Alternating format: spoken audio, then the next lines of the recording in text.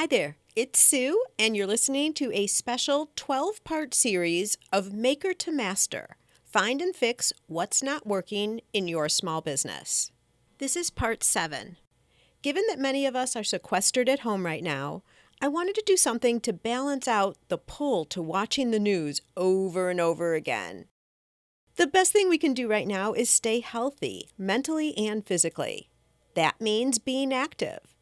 Go outside for a walk each day, lift weights, or get on your home bike, and think about how you can use this newfound time to be productive.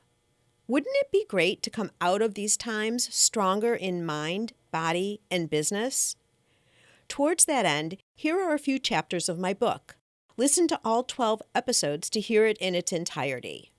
On Mondays, I'm sticking with our regular podcast, and then on Tuesday, Wednesday, Thursday, and Friday, you'll get these special editions.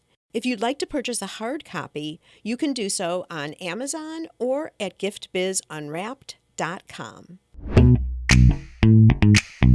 Are you discouraged because your business right now isn't performing as you envisioned? Do you tell people everything is wonderful when inside your stomach is churning because you know it's not true? This book will help you identify where the holes are in your business and show you exactly how to fix them. You'll learn from owners just like you who are seeing real success, growing their companies, and living their dream. In this book, find out how to confirm your business is set up correctly to provide the foundation for growth. How to implement pricing strategies that bring in sales and make you money. How to effortlessly attract new customers every day, and balance the making of your product with the running of your business. And finally, you'll discover how to ensure that your business stays open and grows over time. Let's get right to it, shall we?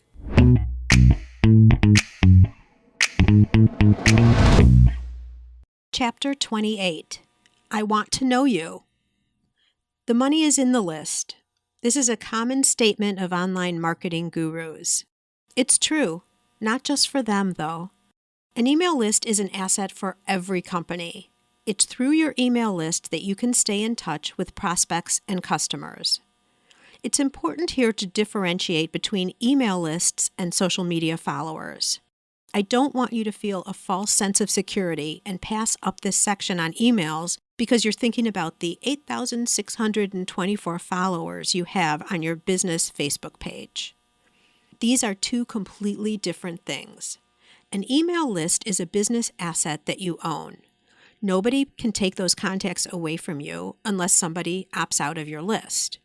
You can talk to your email connections anytime you want and rest easy knowing that they are a growing asset that will be here tomorrow.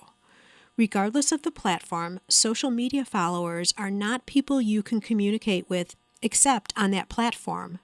What if Facebook changes their rules, yet again, or worse, your account gets shut down?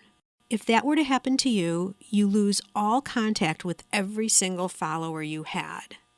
This has happened to people I know. Facebook jail is a real thing and some never get out, which means they had to start all over again.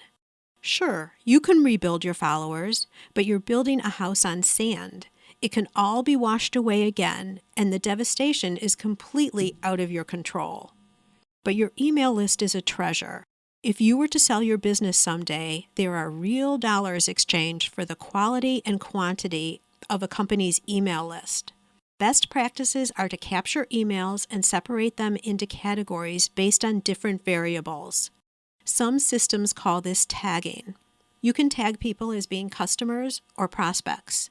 You can tag them by what products they buy, if they took advantage of a special offer, or if they only purchased during the busy holiday season.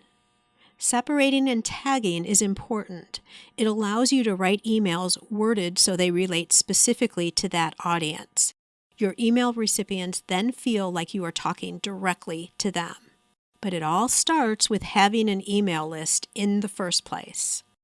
Let's talk about ways you can collect email addresses.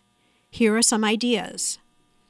Website newsletter sign-up, free raffles at checkout in your store, when they place an order online, event-specific drawings like sidewalk sales, business cards you exchange at networking events, not in bulk but individually. I'm sure you can add your own magic sprinkles on top of this list and easily double it. To make it legal, you must clearly state somewhere that when they provide their email, they are giving you permission to communicate with them. Even if you're not sure what to do with emails you capture, start collecting them today. Every email contact you pass up is a lost sales opportunity for the future. Chapter 29. Always right? Not. A restaurant in my community has a sign behind the register that reads, "There is only one boss, the customer. He can fire everybody in the company from the chairman on down simply by spending his money elsewhere." A customer has the right to be a patron of the establishment of their choice, but I don't think that a customer is always right. As business owners, we should not sacrifice our company values or be taken advantage of in order to retain a customer. A disgruntled customer should always be heard and understood, but there are times when you need to stand your ground in a friendly and compassionate way. Acceptance of your position by the customer in most cases will be determined by the way you phrase your comments. You always want to show that you value a customer's business and you never want to insult their character. Arguments get you nowhere. Here are some situations when you should stand your ground. 1. Actions that go against your company policies or principles. At the Ribbon Print Company, we have a policy that we treat all customers equally. I believe trust and loyalty result from consistent actions and expectations. For example, our proprietary software is highly guarded. We have bolted down security on it with good reason. People have tried to steal our code. Luckily, our system is solid but expensive. It's our policy that the software is only accessible to the first owner of a ribbon printer. If that printer is sold, the software does not transfer over to a second buyer. They need to purchase it themselves. This is also because of the level of support we provide and the commitment that when we update the program, all existing users get the updates at no extra charge. We honor this policy completely. That way, anyone who sells or buys a ribbon printer will have the same experience. Imagine if someone bought a used printer and found out later that someone else didn't need to buy the software. It would result in bitterness and a loss of trust that would be hard to win back. 2. Unreasonable requests. I don't think customers always intend to be unreasonable. They just aren't informed about the hoops you need to jump through to fill their request. Many requests are outside of what you do as a business in the first place, and customers want it done at no charge, of course. This is a danger zone. You may be tempted to help out a customer, but it will drain time and resources. It will also produce an undesirable result because it's not what you're in business to do. I urge you not to be swayed into doing anything and everything to save one client. It drains your time and energy. You are then losing opportunities to service your ideal customer. If a request is not in your area of expertise, the best approach is to explain why you cannot agree to the customer's idea. If possible, point them in the direction of someone who can help. 3. Abusive behavior. If a customer gets abusive with their language or physically abusive, it's over, period. In the end, whether you sell a product or provide a service, it's all about relationships. As much as you want to please everybody, you should not be taken advantage of because you own a business and the customer should always be right. If you've done everything reasonable and your customer is still complaining, then maybe it's just not a good match. That's the time to respectfully part ways and move on. Chapter 30. It's over. It's sad, but sometimes it has to be done. You have to fire a customer. I hear you saying, "What? And lose out on the sales from that customer?" The answer is yes, and it's better for you in the long run. There are times when you and a customer are just not the right fit. Here are some examples of when this is the case. 1. Lack of skills to use the product or service. Using the ribbon print company as an example again, you only need basic computer skills to use the system. However, there have been times when we'll get a customer who doesn't know how to save a file, or there will be somebody who doesn't understand you need to double-click to open a program. In this case, we suggest they find a basic computer class and come back to us when they've completed their training. We are not in the business of teaching someone how to use a computer. 2. Out-of-bounds employee interactions. I've experienced situations where a customer is unreasonable. They continue to show frustration for a product that isn't made to do what they want it to do. Or they refuse to follow our suggestion for troubleshooting. Then they continue to get a poor outcome because they aren't using the product as it's intended. Understandably, this results in frustration, but when it escalates to insults, swearing, or name-calling, it's time to end the conversation. If this type of behavior continues in the next interaction, my team knows they should explain that they don't communicate in that way and will need to stop doing business together. 3. Personal, health, or emotional issues. Life happens. Sometimes our customers are thrown curveballs that prevent them from making progress with a project or goal. This usually applies to services such as coaching or time-sensitive training programs. Sometimes customers don't even recognize themselves that the best course of action is to delay or stop working together. You can always pick up again when the situation gets better. In the end, doing what is right for your employees and your customers can be a fine line. Sometimes tough decisions need to be made. Chapter 31. Wait. What? Why do we sit behind a closed door trying to anticipate what our customers want? We strategize for hours on which promotion will get them excited to buy, or which new scarf style would be the best pattern for class. Guess what? There's an easier way to do this. Ask them. Ask your customer what they want. Then go a step past asking. Really hear what they are telling you and the messages they are giving you. They will hand you information on the proverbial silver platter. They'll give you answers to all of your questions that tell you exactly how to grow your business. Sometimes what they say is obvious, but other times it will surprise you. For Ryan, it led to a complete repositioning of her company. Gaspera Flora started out with a focus on providing hotel welcome gifts for weddings. Being in San Diego, she's in a prime location for destination weddings and surrounded by lots of venues she could approach for business.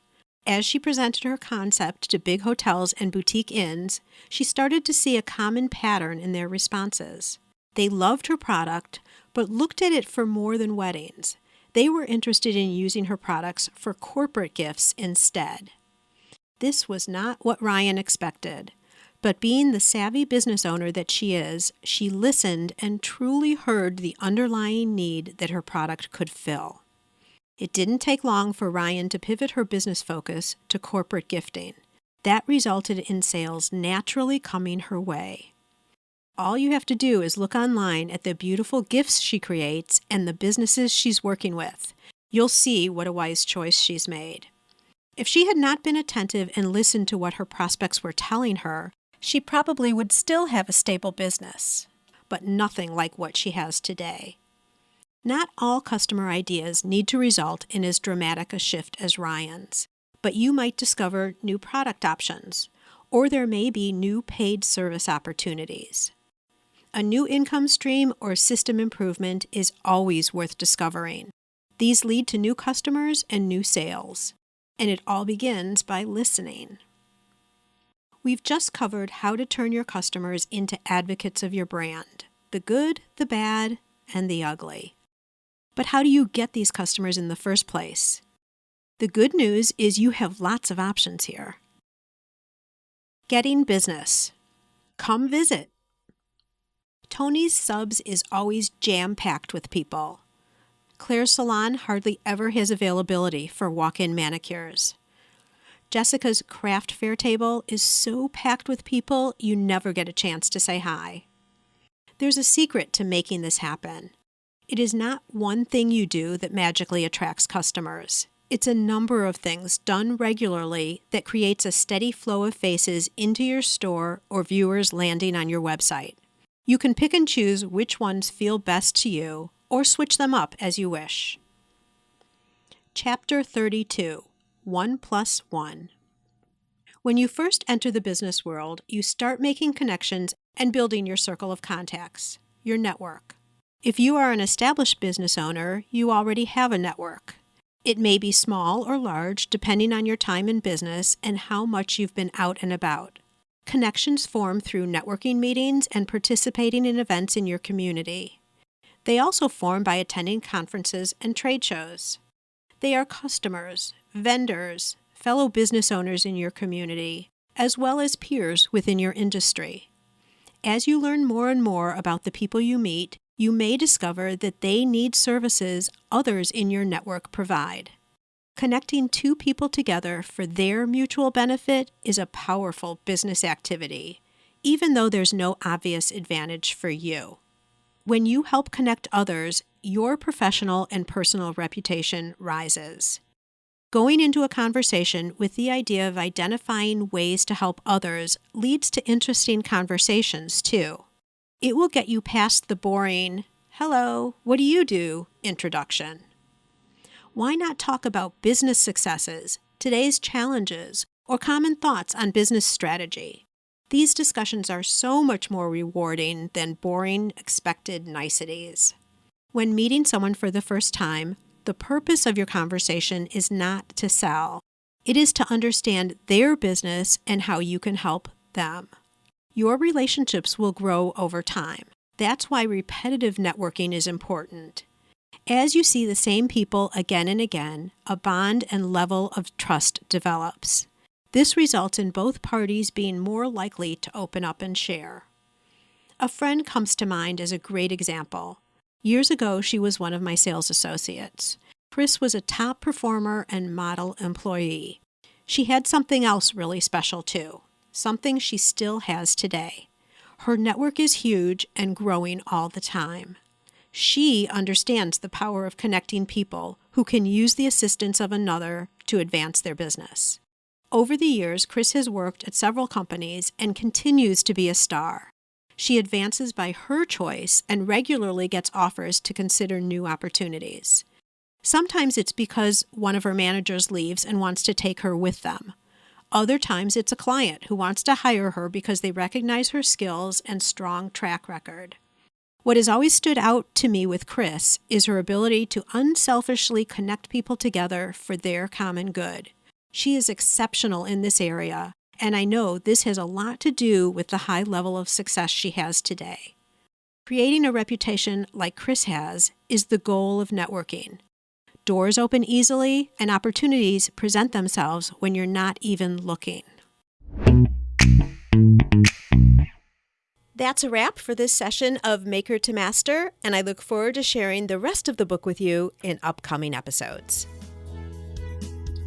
I want to make sure you're familiar with my free Facebook group called Gift Biz Breeze. It's a place where we all gather and are a community to support each other. I've got a really fun post in there that's my favorite of the week, I have to say, where I invite all of you to share what you're doing, to show pictures of your product, to show what you're working on for the week, to get reaction from other people, and just for fun because we all get to see the wonderful products that everybody in the community is making. My favorite post every single week, without doubt. Wait, what? Aren't you part of the group already? If not, make sure to jump over to Facebook and search for the group Gift Biz Breeze. Don't delay.